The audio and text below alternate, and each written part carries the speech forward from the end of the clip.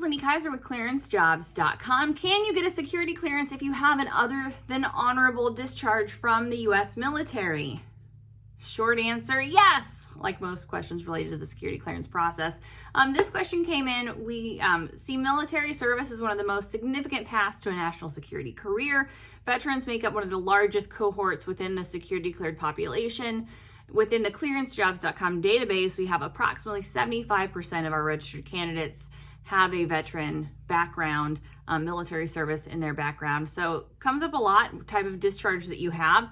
Most commonly, you're going to have an honorable discharge from the U.S. military, could potentially have a dishonorable discharge, and then the other than honorable discharge. So an other than honorable discharge does not preclude someone from obtaining a security clearance. It's worth noting the Smith Amendment is the only amendment policy out there that codifies a few specific things that are automatic, always disqualifiers from obtaining a security clearance. Ongoing drug use is within that, and also a dishonorable discharge from the U.S. military.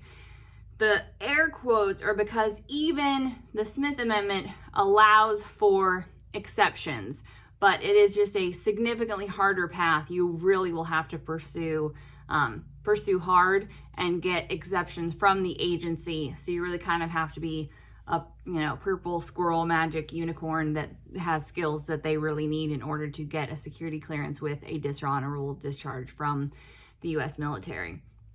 Other than honorable does not fall under the same category, so it does not mean you cannot obtain a security clearance.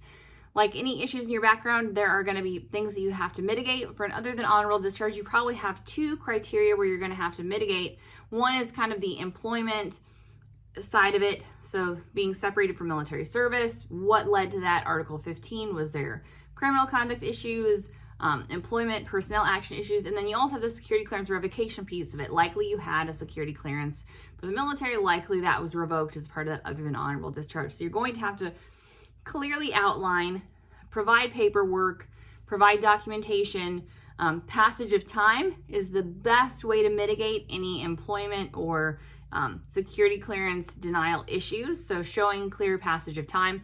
Character references are the other piece. So I saw this question posted on a Reddit thread where the individual noted he was able to get a reference recommendation from his commanding officer. That is going to go a long way based on the documentation I see from the Defense Office of Hearings and Appeals. If you get someone who supervised you, a commanding officer, a close contact, coworkers, probably get a few of those things to mitigate the issue, show why it doesn't portray the totality of your character.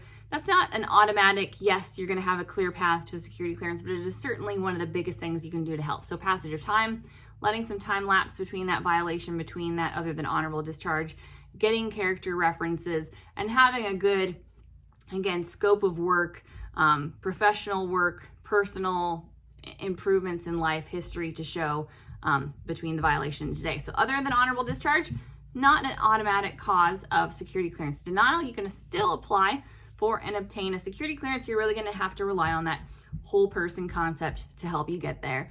For more about military service, veterans, security clearances, and clearance denials and revocations, visit us at ClearanceJobs.com.